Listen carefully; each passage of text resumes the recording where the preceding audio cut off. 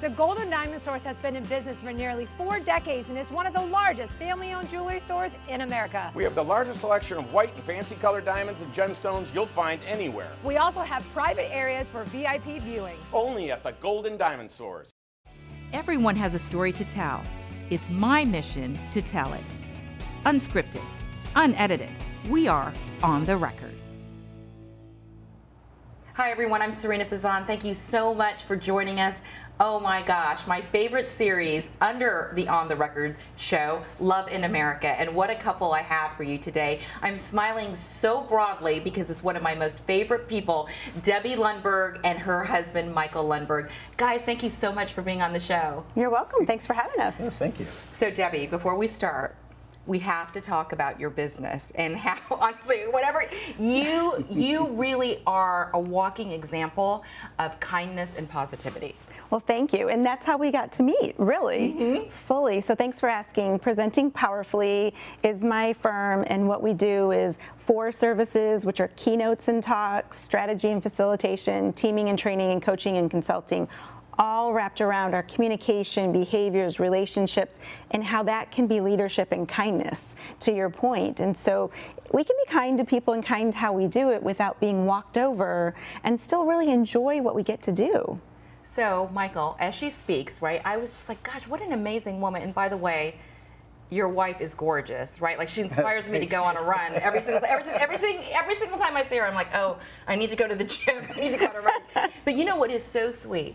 Every time I've heard her speak in a professional setting, she always brings up her husband. Yes, we are part of Team Lundberg. Have been for nearly 18 years now. Yeah. That's so wonderful. So, okay, how did you guys meet? So we met through our mutual friend, Yes. Tall Girl. Tall Girl. She goes by the name Tall Girl because she's 5'12". She will not say she's 6 foot tall. So you can imagine, we're sitting down so everybody can't tell, but I'm 5'2", 5'8" with the right hair and shoes. And Michael's 5'9". So as they met, she said he should meet her short, cute friend, Debbie, to which he replied, If she's got all her teeth, I'm in. You did not say that. I mean, low It bar. sounded funny. It sounds funny. Low bar.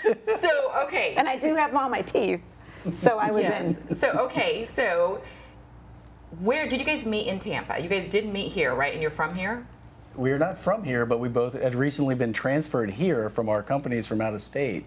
And then we did meet and had our first blind date at Samurai Blue in Ybor City. Okay, wait, so hold on, too, because we talked about your business already, right, Deb? What do you do, Michael? I'm in construction finance. I'm with a large private company, been there for 25 years. Wow, okay, so you moved here from Raleigh, did you say? Yes. And you moved from Chicago. And your friend, Tall Girl, set you guys up on a date. Did you meet there, or did you pick up Debbie? Oh, this is good. We met there, yes. And I am an on-time, not early person. Okay. I'm on time. I'm an on-time person. And Michael would be more early, but I ended up getting there early that day.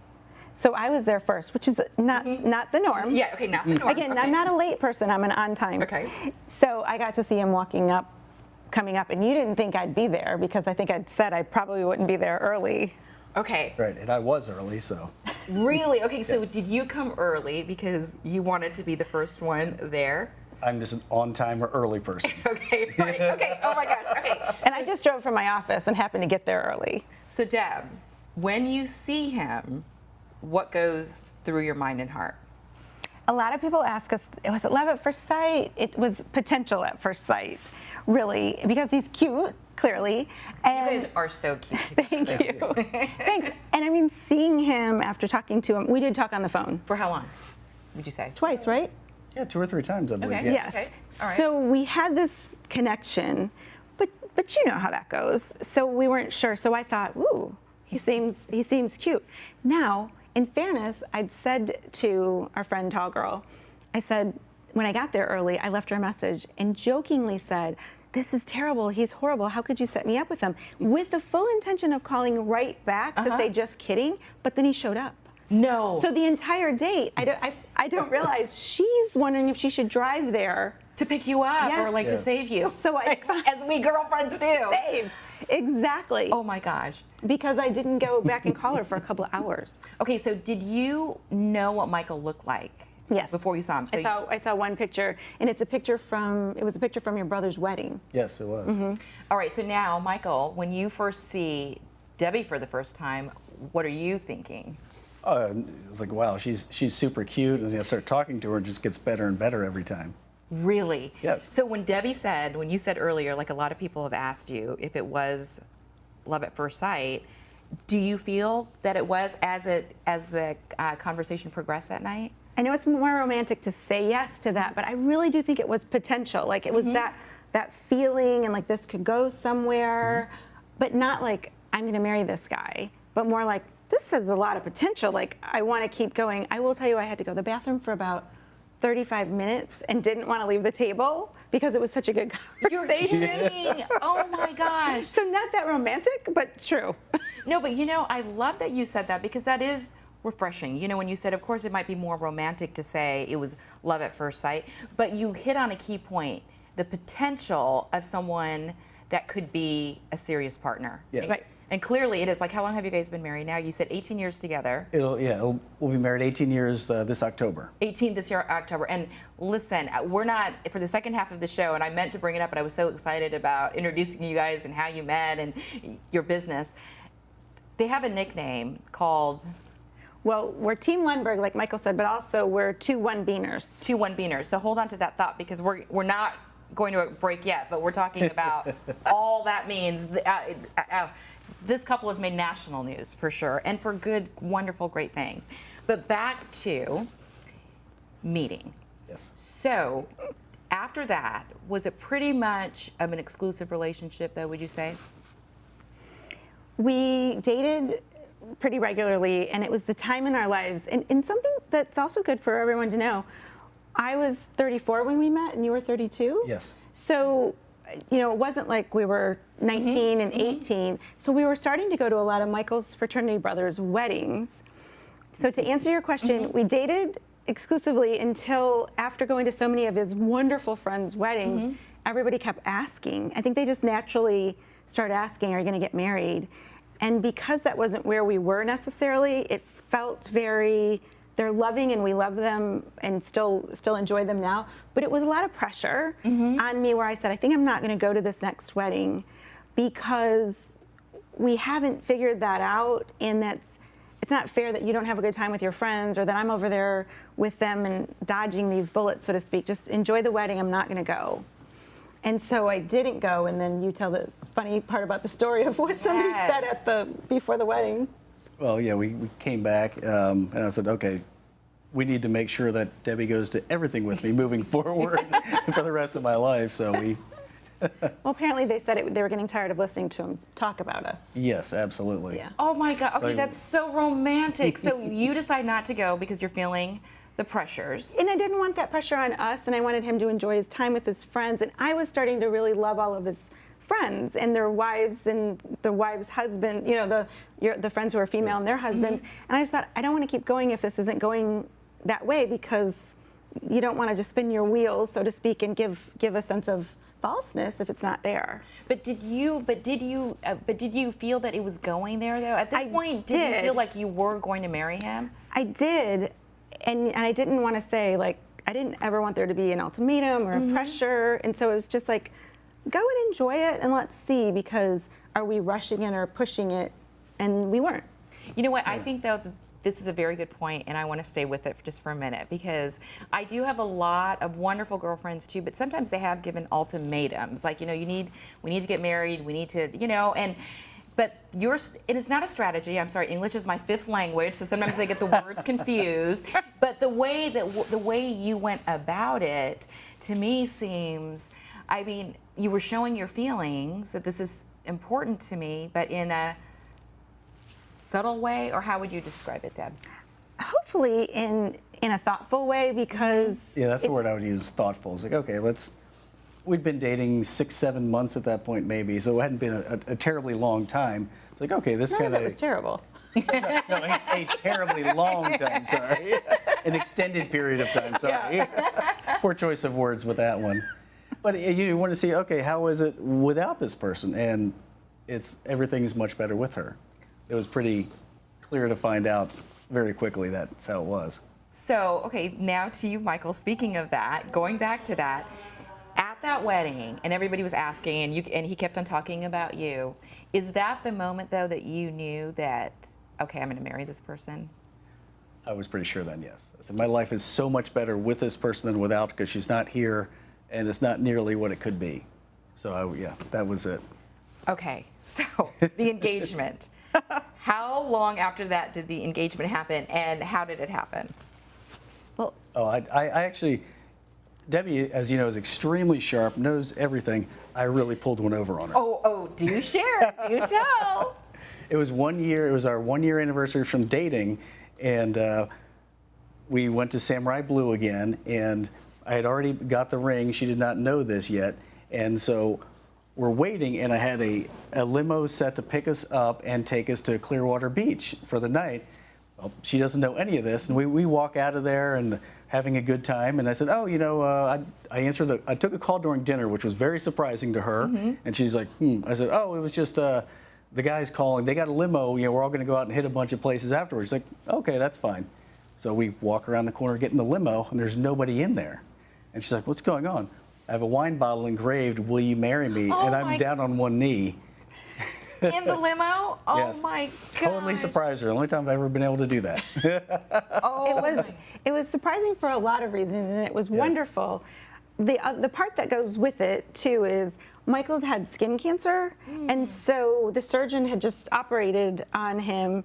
And so I wasn't thinking, because some people might think, well, it's your 1 year anniversary, but he'd had this bandage and he wasn't feeling his best. So none of that was on my mind. I even said, if you don't want to go out to dinner because you have this bandage because it was close to his eye, it's okay if we go celebrate a different day, our 1 year anniversary, because I'm not thinking anything of it. I'm more concerned about his skin cancer.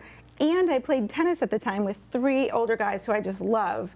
So I would normally go with them the next day. So it was, you know, I was thinking, oh, it's okay. I go early with them, and then your mom ended up in town, and my parents. So you worked it all out.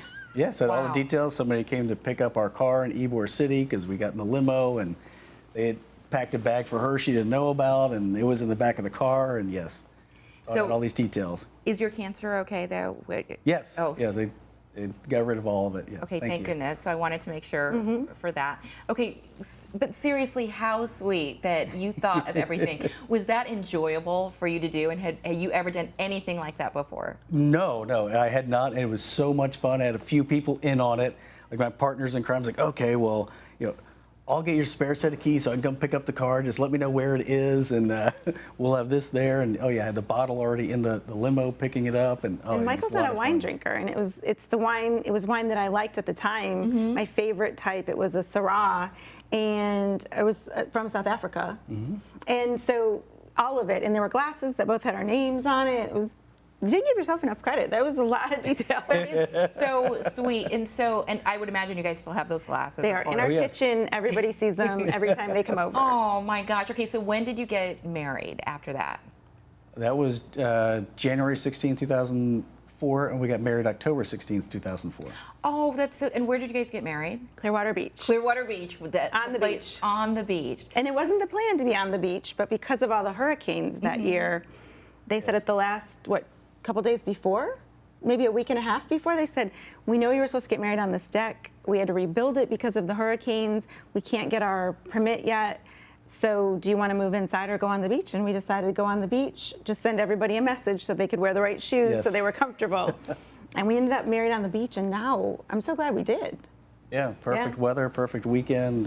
Michael's a bit of a weather bug. So he sorted out which day would be the coolest weather with the longest for the sunset, before the sunset, because it's warm in a tuxedo at Clearwater Beach. Yes, on the beach in tuxedo, make sure the weather's going to be perfect, and it was. October is such a wonderful month to get married. Oh my gosh, all right. Are you not loving Team Lundberg? Wait until you hear the rest. You're going to love them even more. But at this time, we're going to go on a quick break, and we'll be right back. Stay with us.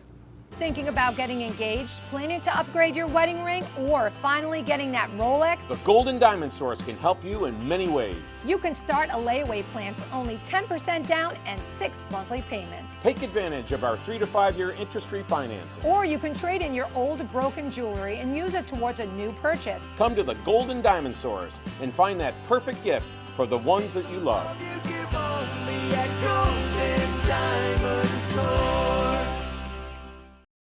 Emily is an affordable gold and diamond jewelry line. It really hits any price point between $150 to $1,000.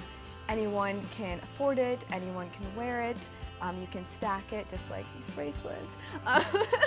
But it is a really beautiful line, and it's just nice because it's just a good starter piece. You know, you don't want jewelry that's going to turn your skin green. You're going to want jewelry that can have value and last you a lifetime, and that's what Emily has to offer. Guys, welcome back. We're talking about the big engagement and how they planned it, but you know, we've been talking about Team Lundberg too, and also Michael's cancer and how it was Debbie that first pointed it out, like you noticed on his face. But going back to what an amazing team you are. Thank you. Speaking of cancer, health, Debbie has been on my show before, on the record, a kidney cousin. You actually donated your kidney. I did. And so did Michael 6 months later. Oh my gosh. He's a copycat. Oh my gosh. Okay. We are competitive. We are. Clearly, right, in the best way. And okay, your graphics, I love are the graphics that we do for Love in America. And on the graphic picture, I would love everybody to keep that in mind. You're wearing this outfit. Green and blue. Green and blue. And tell us why you're wearing that. So National Kidney Day is March 10th, and so the colors are blue and green. So if you ever see something that we post about 2 one-beaners or one-beaner golfer, we put the blue and the green because those are the colors for it. So in that picture, we have those colors on. It's amazing, though, the journey. So tell us, let's start with you, Debbie. And I would encourage people to go back to watch On the Record and to hear the whole story. But how did it happen, and why did you want to donate your kidney? Well, very, very briefly, Sarina, it was a Sunday morning, and I tend to run most mornings, and then we golf often, and I had just a little bit of time in between, and I was scrolling through social media, and I love social media for seeing people's happy stories. I'm one of those people who loves the picture, loves this picture, loves that picture, because I feel like it's fun to share in people's joy. I happened to see a post of a woman who was in renal failure for 24 years and was in need of a kidney. And even though I'd never said anything other than a hello or a wave at an event, and I didn't know her, I was just compelled to meet with her. And I really thought I would do some complimentary coaching or encouragement, because I'm big on not saying what can I do, like, oh, tell me what I can do, I'm here for you, but here's specifically what I'll do. So I thought I could offer coaching, I could see if she wanted me to reach out to people, I could run something while she's going through this, if there's some sort of connection. And after the lunch, which took quite a while to get on the books, I left and I called Michael and I said, I know this sounds crazy, but I'm going to get my blood tested, and I have a feeling I'm going to be a match for this person. No. And he said, the only time you typically say that, it usually comes true. And I really, truly had no connection. No, I mean, it was just, I'll go get my, and I think, this is only fair to say, I think I thought, let me get my blood checked, because if I don't, I'll feel like I didn't follow through on even meeting her. Not that she asked me to, but I just thought, I'll get it checked. I know you did it on your very own. Oh my gosh! And so we go back to the word very thoughtful. So Michael, when you got that phone call that Debbie wanted to do this, what are you thinking? I was in utter shock. I said, let me do some research about this, make sure that it's very safe and it's not going to impact your life moving forward. And I checked on that. I said, whew. The biggest long-term effect, well, there are some long-term effects, but the most common outcome for a donor is depression. And so we talked about that anybody could get depressed. And I thought, wow, that seems strange, but I got it afterwards, not because I was depressed. I can appreciate, though, there's a lot of attention on, oh, you're donating, and then as soon as that kidney that you've housed for someone else is gone, it rightly so should be all about the recipient. And so I wasn't depressed after, but I can appreciate if anybody has donated and they felt that sense of loneliness, especially because I did it during the pandemic when nobody could come to the hospital. Michael couldn't come in with me. None of my testing could be done with anybody but myself.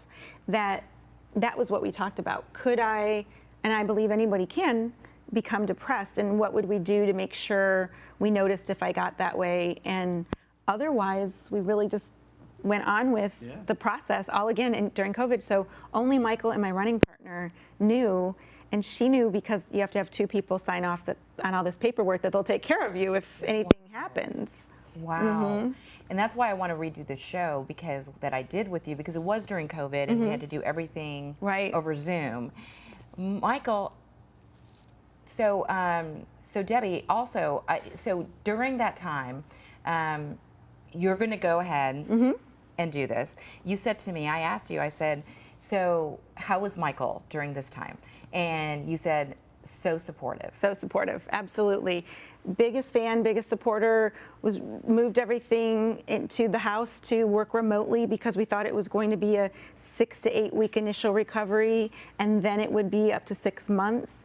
And so he was ready for it. And I ended up following all the doctor's orders, and they said, because of the health you're in, you'll likely be okay a lot sooner.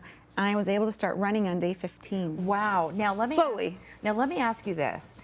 You know, clearly your husband is selfless as well to support you 100%. But as a wife, did you see how he could be like, oh my gosh, this is the love of my life? Like, she doesn't even know this woman. Right.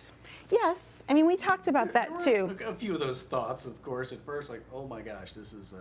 Right. Yeah. Yes. And especially since it wasn't like we could all get together.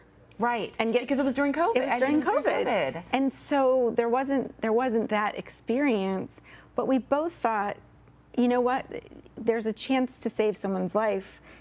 I think very quickly it was both of us like, it wasn't a, do I want to do it? It's like, there's no reason not to.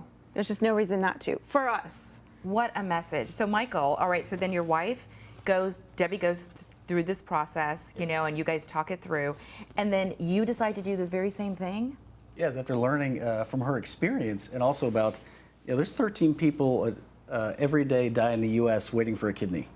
13 people every day. Single day. It was staggering, and I thought, well, I'm going to do this when I retire, another 10, 12 years, and then January came in, and we're still in COVID. I still wasn't really traveling for work. I said, I'm going to do this right now. And so I called the transplant center, and they got me in for all my testing, and within 5 weeks of calling them, I was in the OR. Yeah. So you guys have got to be, we have to look at the numbers, and I haven't had a chance to research, but I can't imagine there's a lot of couples that have done this. Right, we think, and again, we don't know all of the stats, but that we know of, there are 5 couples who have donated, only 2, ourselves in that, us and another, who donated altruistically to people who aren't related to them or good friends of theirs.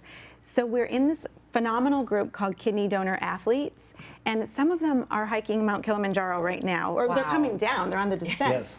And so we all support each other in athletics and life, and we have Zoom sessions too, and that's how we learned of the other couples. And so the other couple who it wasn't for a family member, they're athletes too, and they're participating in this with Mount Kilimanjaro. So they're really inspirational people. Well, honestly, that's so amazing, and I would like to invite you guys back on another show with that couple. Wouldn't that be amazing? Great. Oh, that would be very And even fun, if because where do they live? Seattle? Seattle? I think they're in Seattle, yes. We could bring them in through a V-Link. So I'm putting that on the record. I'd like to invite you back because we really, we can talk about this for another hour, and I would love to and get the message across, especially with that staggering statistic. Yes. But as we wrap up the show, I know the show goes so fast. I love asking this question, and I so appreciate you both watching the show. Clearly, you have such a beautiful relationship, and you're a beautiful couple on the outside and the inside. You truly are. That's why I wanted you on the show, too, because you inspire me. What advice would you give to other people out there seeking love or in a relationship? Well, I would say, if you're not seeing eye to eye with your partner at that particular moment, just take a step back and think, what would my life be like without this person? Because took me going to that wedding by myself, like my life is so much better with this person.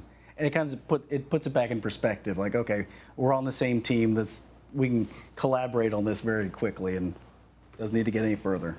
Debbie, that's why I love this part. Okay, seriously, I mean, imagine your life without that person. Oh Right. my gosh. And is what you're discussing that important? Because I believe the person you're with, treat them as the prize that they are.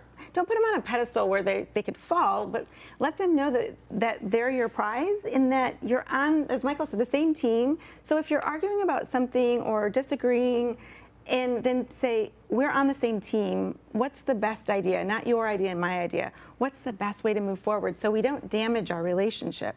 And start your own traditions. Like, we have a pub crawl around Christmas Eve, like one of those days that we don't go to one of the parties. And we go from place to place and we talk about what were our highlights? Was there anything we did that we could improve on during the year and make plans for the next year? And that tradition, no matter what's going on, we honor that tradition. Even during COVID, we set it up in our house, in different rooms in our house. Oh my gosh, how fun. But that way it keeps it interesting, and it keeps you remembering that you're in this for love, not to win, because marriage is 100-100. It's not 50-50. Right. Yes. Oh my gosh. All right, so clearly the two of you also believe in true love. Yes. Absolutely. Well, you're proof of that.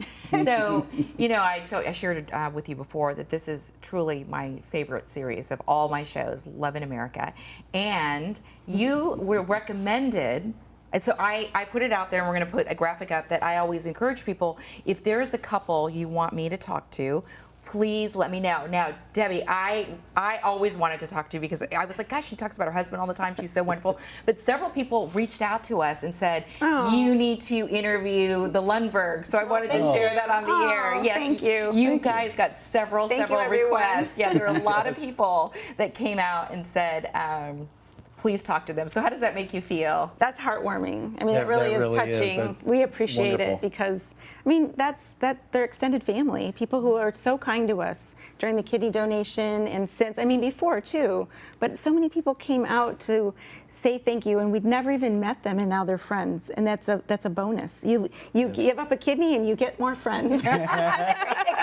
And the one leaders have like thousands and thousands of friends. Well, we loved having you on the show. You know, we encourage people to share the show. I'm on multiple platforms. And I mean, gosh, stories about love and now kidney donation, they just make you feel great. And we love spreading positivity. We're also now on Roku and some other big announcements coming soon. Thank you so much, Debbie and Michael Lundberg. You certainly have made my month being on this show. Thank you. Thank you, Sarina. Thank you. Have a great day, everybody.